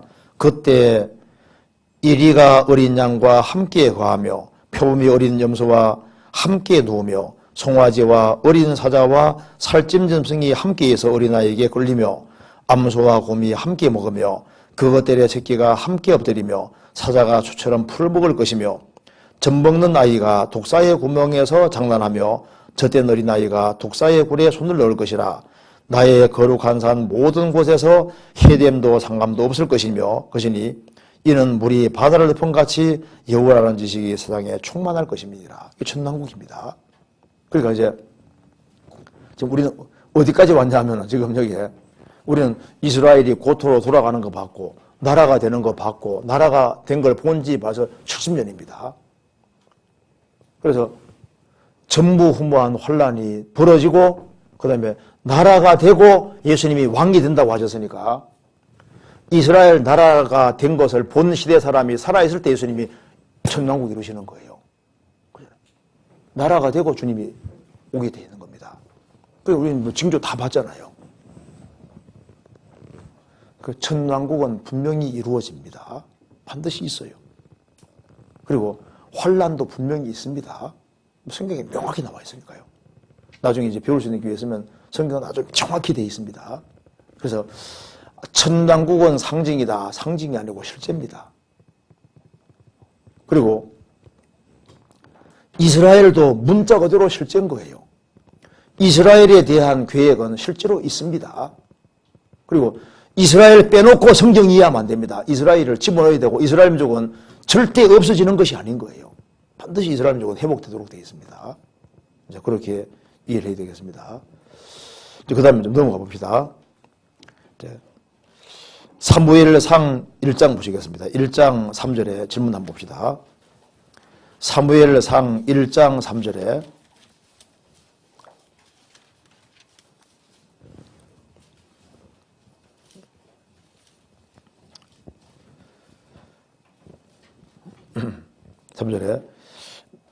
이 사람이 매년에 자기 성읍에서 나와서 실로에 올라가서 만군의 여호와께 경배하며 제사를 드렸는데 엘리의 두 아들 홈니와 비느하스가 여호와의 제사장으로 거기 있었더라. 그 다음에 사무엘상 2장 12절을 보시겠습니다. 엘리의 아들들은 불량자라 여호와를 알지 아니하더라. 이렇게 질문이 있습니다. 엘리의 제사장의 아들들은 불량자였음에도 불구하고 제사장이었습니다. 물론 후에 죽임을 당했고 죽음 이후에도 심판을 받게 될 터이지만은 제가 생각할 때 처음부터 제사장이 되면 안 되었을 사람들 같습니다. 많이 맡기신 자에게는 많이 잘하시는 것처럼 앞선 일꾼의 자녀에게는 더 엄격한 도덕적 신앙적 잣대를 대는 것이 맞다고 생각했기 때문입니다. 홈디와 비느하스는 단지 엘리 제사장의 아들이었기 때문에 오로지 혈통 때문에 직분을 맡게 된 것인지요. 구약시대에 많은 악한 왕들도 혈통으로 왕자에 앉아있는 경우를 보게 됩니다. 최후에 하나님의 상과 책망이 있을 테니 세상에서 더 맡기시고 안 맡기시는 것에 연연할 필요가 없는 것인지요 하는 질문입니다. 그것도 간단하게 생각해 봅시다. 자, 이 엘리가 대제사장입니다. 제사장 집안은 누구만 될 수 있습니까? 아론 집안만 제사장이 될 수 있는 거예요. 그러니까 이렇게 이제 이스라엘 백성들에게 제사장은 아무나 될 수 없습니다. 그래서 꼭 아론 계통만 제사장이 될 수 있는 거예요. 레위 지파 중에서도 아론 집안만 제사장입니다. 아무튼 그러니까 아론 집안의 아들들은 무조건 뭡니까? 크면 다 제사장이 되는 거예요. 그러니까 아론이 있으면은 아론 집안에 속하는 사람은 전부 다 남자는 태어나면 다 제사장이 될 수 있습니다. 그런데 제사장이 되는데 레위기에 보면은 제사장이 되더라도 제사장의 축복에는 참여하되 하나님을 섬기는 것은 흠이 있는 사람은 안 된다고 돼 있어요. 그러니까 제사장 집안으로서 이렇게 하나님께 제사 드리고 할 때 들어오는 모든 걸 같이 이제 나눠가지고 가질 수 있고, 다 축복에는 참여하되 하나님을 섬기는 데는 뭔가 육신적으로 문제가 있는 사람은 못 되게 되어 있습니다. 안 되게 되어 있는 거예요. 그러니까 여기 이제 엘리의 두 아들이 있었는데 엘리가 대제사장이니까 아론 계통이니까 무조건 그 아들들은 무조건 제사장이다 그 말입니다. 근데 제사장인데 여기 이제 사무엘상에서 말한 대로 이 엘리 아들들이 레위기에 말한 대로 뭔가 불완전한 것이 뭐가 있으면요 제사장 될 수 없었습니다. 한번 찾아봅시다. 여기 레위기 한번 보세요. 레위기 21장 한번 보세요. 16절 봅시다.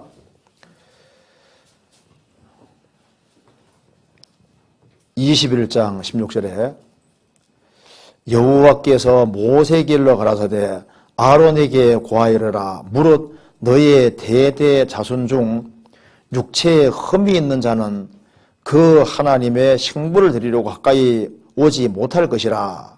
무릇 흠이 있는 자는 가까이 못할지니 곧 소경이나 절뚝발이나 코가 불완전한 자나 지체에 더한 자나 발 부러진 자나 쭉 나오지 않습니까?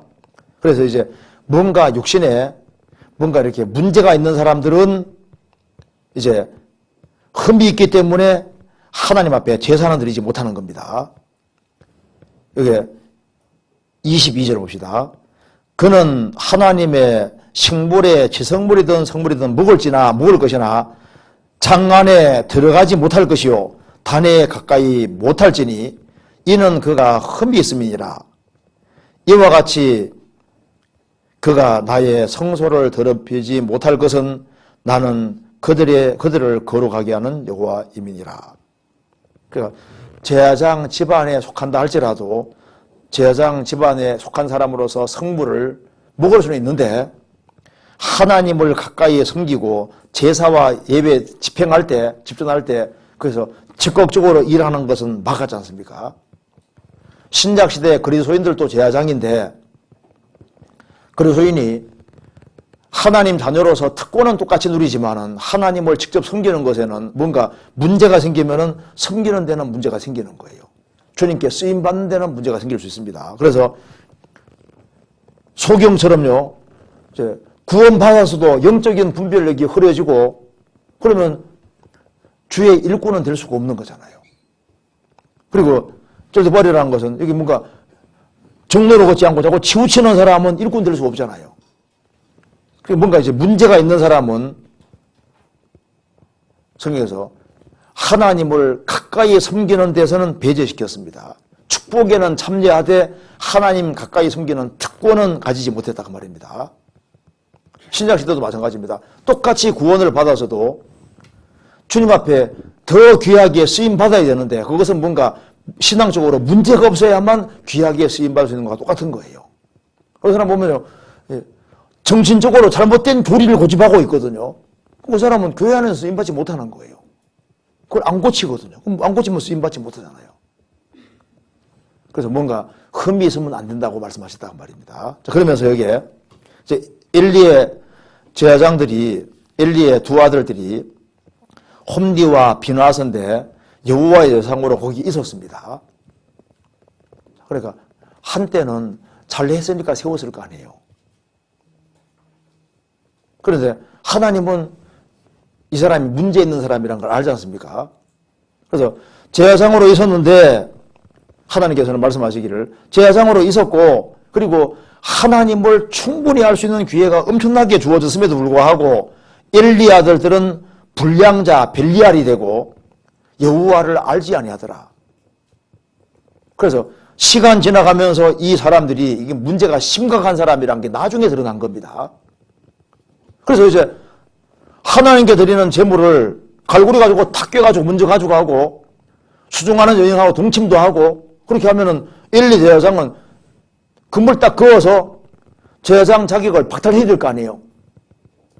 그런데 박탈해야 되는데 그 얘기를 들으면서도 자기 아들이기 때문에 봐준 겁니다. 제사장 권위로 누르는 거예요.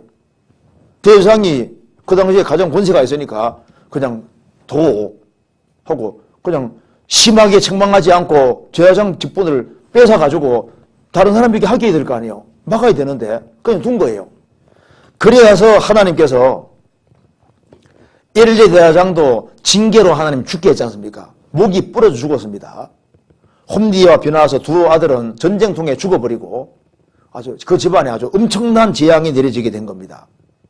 그래서 여기 이제 질문 내용 속에 엘리 아들은 불량자였음에도 불구하고 제사장이 된 게 아니고 엘리 제사장의 아들이니까 처음엔 잘했을 거 아니에요.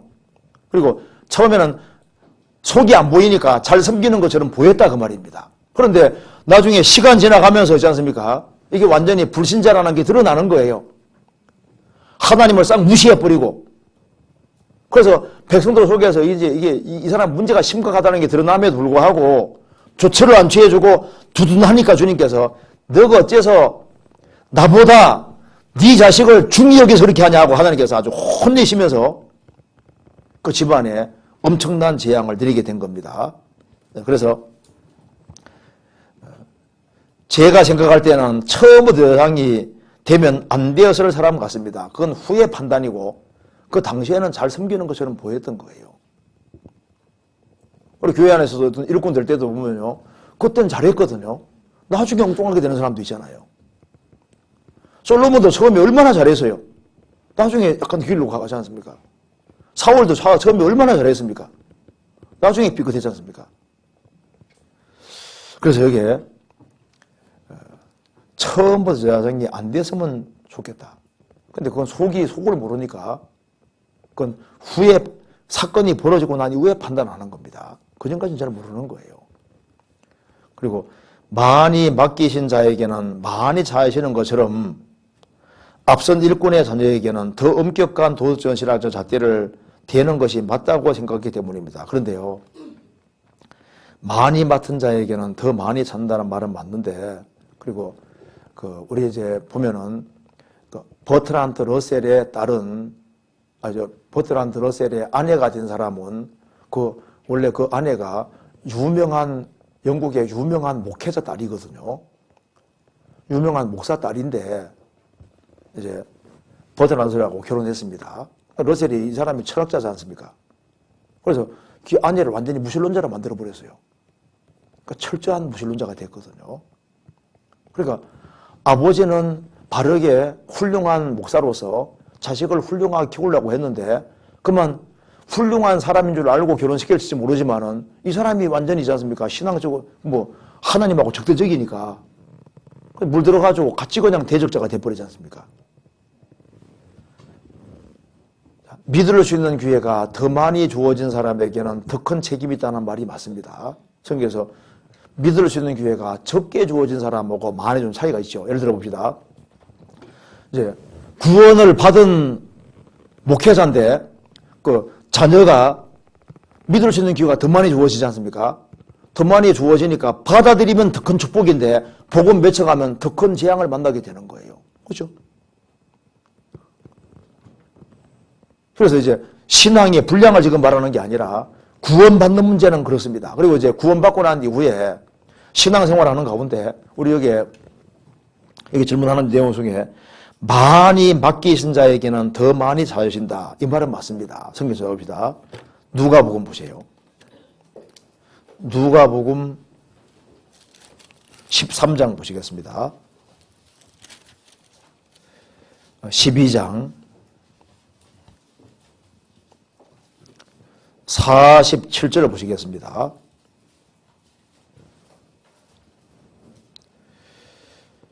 주인의 뜻을 알고도 예비치 아니하고 그 뜻대로 행치 아니한 종은 많이 맞을 것이요 알지 못하고 맞으려 한 종은 적게 맞으리라. 물은 많이 받은 자에게는 많이 찾을 것이요 많이 맡은 자에게는 많이 달라 할 것임이니라. 우리 전도 집회 듣는 사람은 책임이 있습니다. 집회를 안 들은 사람보다 들은 사람은 책임이 있잖아요. 집회를 한 번 들은 사람하고 10번 들은 사람 누가 책임이 더 크겠습니까? 10번 들은 책임이 더 크지 않습니까? 그래서 많이 맡은 자에게는 많이 달라 할 것이다. 그래서 그만큼 책임이 클 것을 말씀하는 것이 맞습니다. 그래서 여기 이제 엘리의 아들들은 제사장이니까 제사장으로서 합당하게 행해야 되는데 이 사람들은 처음부터 불신자라는 것이 처음에 몰랐는데 시간 지나면서 드러나는 거예요. 행동으로 나타나게 된 겁니다. 그래서 홈디와 비느하스는 단지 엘리 제사장의 아들이었기 때문에 오로지 혈통 때문에 직분받게 된 것이죠. 혈통 때문에 제사장이 될 수는 있지만은 제사장 직무를 행하는 것은 원래 흠이 있으면 처음부터 안 되는 거예요. 뭔가 흠이 있었다면 처음부터 안 시킵니다. 흠이 없었어요. 좀 잘하는 것처럼 보였어요. 근데 시간 지나가니까 이제 드러나는 겁니다. 유다도 잘 섬기는 것처럼 보였는데 나중에 보니까 아니었지 않습니까? 그리고 이게 구약 시대에 많은 악한 왕들도 혈통으로 왕자에 앉는 경우를 보게 되는데 이건 왜냐하면 하나님 말씀하셨잖아요. 이스라엘아, 내가 왕이 되는 게 좋은데 너희들이 왕정 제대로 세우면은 왕의 운명과 너희 운명은 연결되는 거다. 어떻게 할래? 왕 잘못하면 같이 연대 책임지게 되는데 그렇게도 되겠냐? 하니까 우리는 이방인처럼 있어야 되겠습니다. 자기 선택한 대로 그렇게 돼서 왕이 잘하면 이스라엘 같이 축복받고 왕이 잘못하면 같이 그냥 연대 책임으로 회를 당했지 않습니까? 왜냐하면 그들이 선택 결과인 거예요. 그리고 이스라엘 백성들이 영 행동이 행하는 것이 시원찮으면 주님께서 왕도 엉뚱한 왕을 세워놔가지고 이스라엘 괴롭힘을 당하게 하셨거든요. 죄가 많으면 주권자가 많아진다는 말씀대로 죄가 많으면 주님께서 지 없는 왕을 허락하시는 거예요. 그러면 막 이스라엘 역사가 복잡하게 됐지 않습니까? 그래 그들이 왕을 선택한 결과인데 하나님께서 분해가지고 왕 줬다고 되어 있거든요. 내가 왕인데 왕되기 원치 않으면 그래 할 테면 해봐 이렇게 주신 거예요. 허용하신 겁니다. 호세아서 한번 찾아봅시다. 호세아서 보면은 이름을 나와 있습니다. 여기에 보면은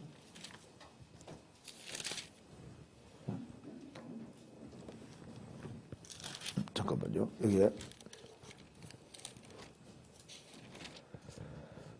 호세아서 11장 가면서 보자.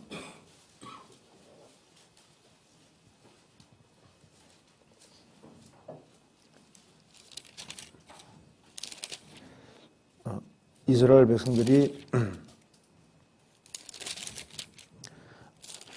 하나님을 원치 않기 때문에 하나님께서 분해서 왕을 세웠다는 말씀이 있습니다. 나중에 찾아보죠. 예. 여기 10.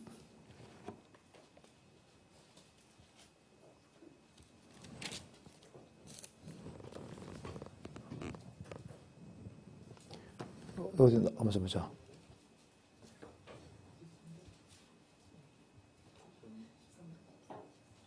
13장 어디 있죠? 몇 장 몇 절? 13장 11절. 11절?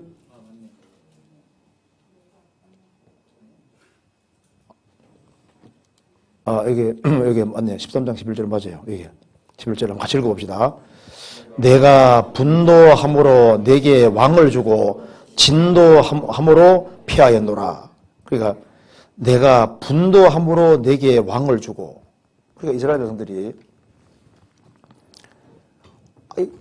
하나님이 왕이 돼야 되는데 이스라엘이 하나님을 원치 않는 거예요.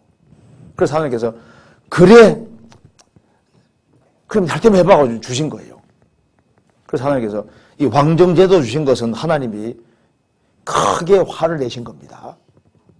그래서 하나님께서 왕을 구한 게 얼마나 큰 죄인지 알기 위해서 하나님께서 비가 안 오는 그 날에, 그런 계절에 막 엄청난 번개를 주시고 비를 내림으로써 왕을 구한 죄가 얼마나 큰지를 보여주셨지 않습니까?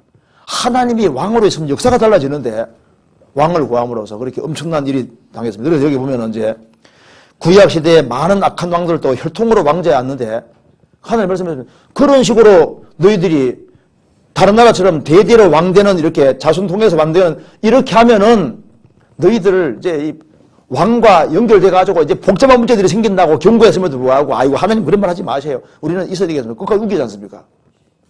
그렇게 해서 이스라엘 백성들이 많은 어려움을 당하게 됐습니다.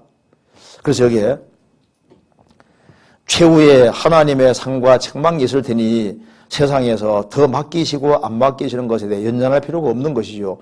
연연할 필요 없어요. 하나님께서 다 모든 걸 적당하게 줬다는 걸 생각해야 됩니다. 적당하게. 우리가 여기 태어나고 싶어 태어난 게 아니지 않습니까? 그래서 태어나 보니까 저도 가난한 가정에 그러니까 태어나고 보니까 어떤 사람 목회자 가정에 태어나고 태어나고 보니까 아버지가 좀 약간 불량한 아버지도 있고 술꾼 아버지도 있고 뭐 별 가정 다 있지 않습니까? 그러니까 태어나고 싶어 태어난 게 아닌 거예요. 그러니까 어느 위치에 태어나든 간에 어디에 있든 간에 하나님이 적당하게 내려주신 것을 사실로 받아들이고 그리고 그 속에서 바른 태도를 갖는 게 훨씬 중요합니다. 제가 저도 생활 살아가면서 알은 것이요. 이겁니다. 이제 저기 생살아가면서 제일 중요한 중에 하나가 이게 참 중요한 거다. 태도. 태도 중에도 어떤 태도냐면은 감사하는 태도. 그리고 감사하는 태도하고 그걸 있는 그대로지 않습니까?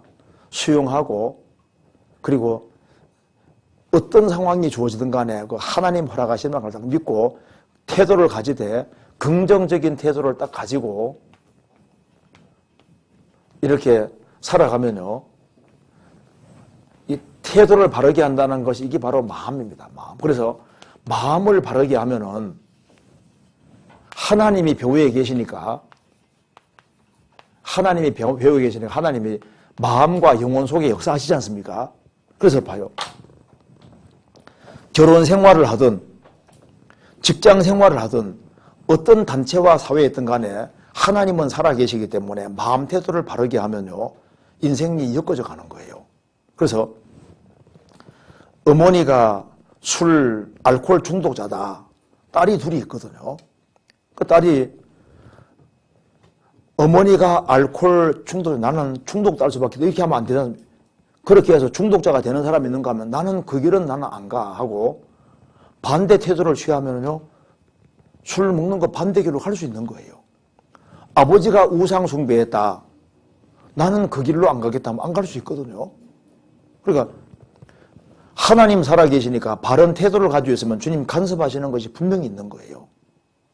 틀리고 있습니다. 그리고 결혼 생활 속에서도 남편이 까다로울 수도 있지 않습니까?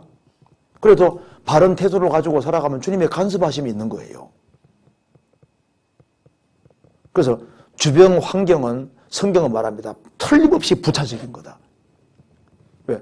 하나님이 안 계시면은 결정적인 것인데 하나님이 계시기 때문에 환경적인 것은 부차적이라고 성경이 분명히 말합니다. 그래서 아버지가 우상 숭배하고 대대로 우상 숭배해도 우상 숭배하면 벌을 내려드릴까요? 책임이 있으니까 하는 얘기인 거예요. 우상 숭배해도 나는 안 하겠다, 안 할 수 있는 겁니다. 인간은 영혼은 자유로운 거예요. 그래서 자기가 반드시 바른 선택을 할 수 있는 겁니다. 직장이 고달프다. 그래도 신앙생활을 바르게 할 마음을 가지고 살아가면 주님이 바르게 할 수 있는 길을 열어주십니다. 진짜요. 환경적인 것은 부차적인 거예요. 하나님 살아계시기 때문에. 그래서 태도 불량, 이게 진짜 문제거든요. 태도가 불량이면 다 삐딱하게 보이거든요. 항상 남하고 따지고 재고 이렇게 하면서 그렇지 않습니까? 마음에 구원을 받은 사람은 불평불만이 있으면 이건 문제가 심각한 거예요. 이스라엘이 출애굽을 해서 40년 광야 생활하는 동안에 엎드러진 죄가 뭡니까? 우상 숭배하는 죄로 3,000명이 죽었습니다. 간음죄로 총 24,000명이 죽었어요.